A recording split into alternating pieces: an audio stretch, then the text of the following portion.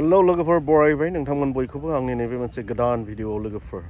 आं दिनै नोंथांमोननि थाखाय भिडिअ लाबोनो हास्थायदों लोगोफोर आंनि दिनैनि बे भिडिअआनो जागोन जोंहा फैबाय थानाय जि 112थि बोसोरारि जथुमा बर' बेप्टिस्ट कनभेनसननि जोंहा नैबे गेलागाव बगरिबारि बेप्टिस्ट मण्डलियाव जानो थांगासिनो लोगोफोर आरो जोंहा बियो जागोन 2026 मायथाइनि जानुवारि 29 अक्ट'निफ्राय लानानै फेब्रुवारि दाननि 1 अक्ट'सिम जागोन आरो ना लोगोफोर जोंहा दिना जाबाय बृहस्पतिबार मोनाबिलिनिफ्राय रबिबार मोनाबिलिसिम बे हाबाफारिया जागोन बिनिनो साखा फारा खालामगासिनो गेलागाव बगरिबारि बेप्टिस्ट मण्डलियाव बेयो आङो बेखौ नोंथांमोननो गुवारै दिन्थिफुंलांनोसै आरो ना दिनै लोगोफोर दिनै जोंहा तारिखआ जाबाय 22 जानुवारि बेनिनो साखा फारा जानाय जि खामानिफोर मावनाय आङो बेखौ नोंथांमोननो दिन्थिलांगोन आरो नोंथांमोना बे जथुमायाव फैनो नाजादो लोगोफोर रंजा बाजा बयबो आरो गेदेर इसोरनि आशीर्वादफोरखौ लाफैनो हास्थायदो आरो ना लोगोफोर जोंनि जिसुखौ फोथायग्रा साफ्रोमबो बिसायो नोंथांमोना दे अब्ला लोगोफोर नायलांबाय था आङो दिन्थिलांबाय थागोन नोंथांमोननो जोंहा नैबिथिं जाबाय बर' बेप्टिस्ट कनभेनसननि नैबिथिं दखान बायदिसिना नैबिथिं थागोन आरो ना बिजाब गला आरो बिदिनो मेडिसिन बेनिफ्राय आरो बिदिनो गोबां मुवा मोननो हागोन नोंथांमोना नैबिथिं बेनिफ्राय जोंहा मेन रडआ नैबिथिं जाबाय आरो ना मेन रडआ नैबिथिं जाबाय बेनिफ्राय आरो नै बिथांमोना आरो खामानि मावगासिनो औवा बानना लांगासिनो आरो ना बेनिफ्राय जोंहा मेन रडनि सानजागालाव जागोन दे बेनिफ्राय आरो पुरा नैबेयाव नुबाय दा नै पुरा साखा फारा खालामगासिनो आरो ना दे अब्ला लोगोफोर आङो दिन्थिलांबाय थागोन नायलांबाय था हाबनाय गेटआ नैबेनो दै लोगोफोर दायो जोंहा कमप्लिट जायाखै नालाय बेखायनो होथेनानै दोनदों मावबाय थादों बेनिफ्राय जोंहाथ' 29 जानुवारि खालिसो बेखौ आबुं महर होनाय जागोन आरो ना लोगोफोर दायो एकदम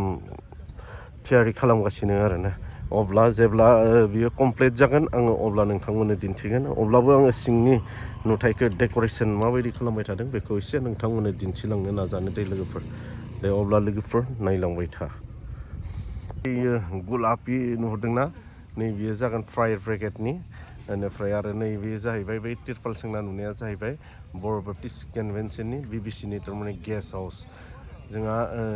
जेसेबांखिनि लिडार्सफोर फैगोन नैबेयाव VIP आलासिफोरखौ बेयाव फज'नाय जागोन आरो ना दे अब्ला लोगोफोर दा नैबेयो मण्डलिनि गेलागाव बगरिबारि बेप्टिस्ट मण्डलिनि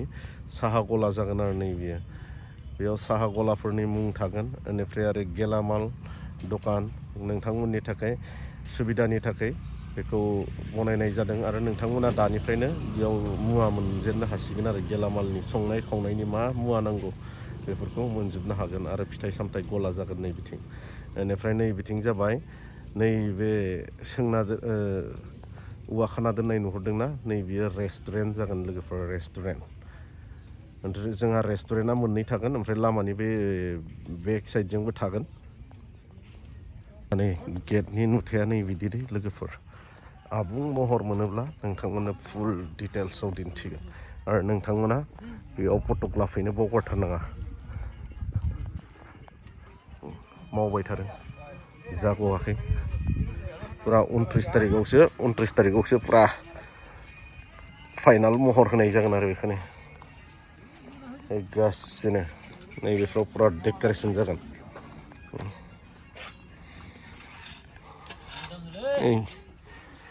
माबायदि जागोन एसे कमेन्टआव खिन्थाहरदो लोगोफोर नोंथांमोना नायनानै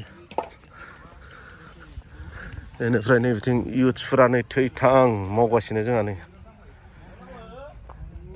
रेस्ट गैया मावनाया नै मुन डेक'रेसनाव मोजां बिथांमोना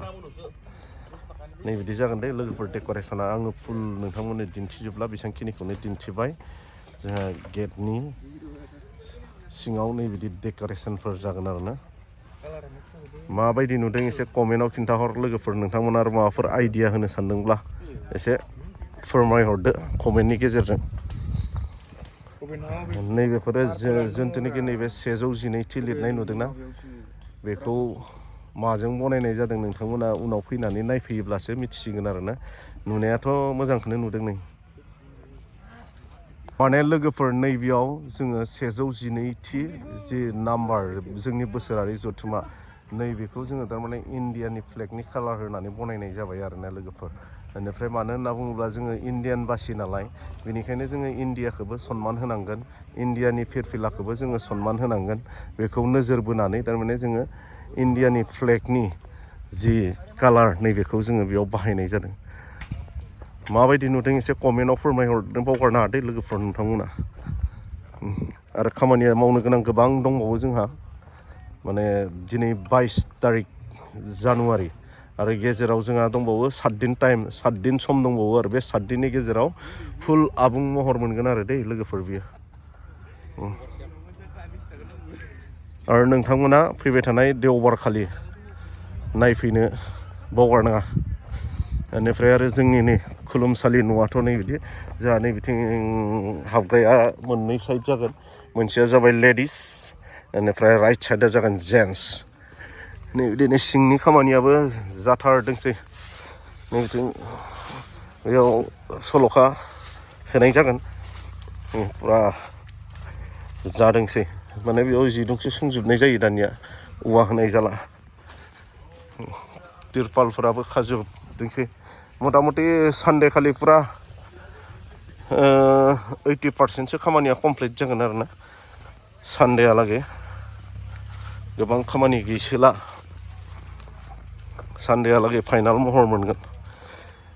माखासे जोंहा नैबेयाव स्टेजनि डेक'रेसनफोर जागोन बियो सानडेनि उनावहाय जागोन स्टेजआबो फ्राय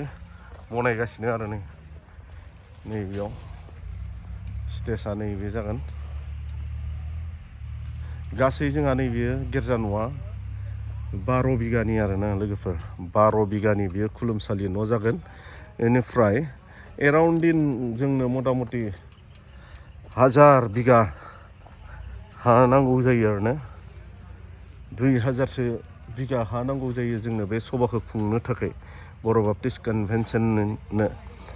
माने जोंहा थानाय पेन्डेल बिथिं बिबिसिनि डाइनिं गासिखौबो लानानै मथा मथि 2-3 हाजार बिगा हानि गोनांथि दङ आरो बेखौ खुंनो थाखाय 2-3 हाजार बिगाजोंबो हाबावनायसो नङा गारि पार्किं सार्किं लानानै मथा मथि 5,000सो 5-6 हाजारसो बिगा नै बिदि नांगौ जायो दे अब्ला लोगोफोर नायलांबाय था आङो दिन्थिलांबाय थागोन नोंथांमोननो बेनिफ्राय आरो बिदिनो दिने आं आपडेट होलांबाय थानो नाजागोन आरोना लोगोफोर आङो बेखौनो दिनै दिन्थिबाय नोंथांमोननो जोंनि जि 112थि बोसोरारि सभानि जि साखा फारा खालामनाय खामानि मावबाय थानाय आङो बेखौ बेसांखिनिखौनो नोंथांमोननो दिन्थिबाय आरोना लोगोफोर अब्ला नोंथांमोना भिडिअखौ नायनानै मोजां मोनदोंब्ला लाइक आरो कमेन्ट खालामनो दा बावगारथार दै लोगोफोर दा बावगारथार जोंहा नै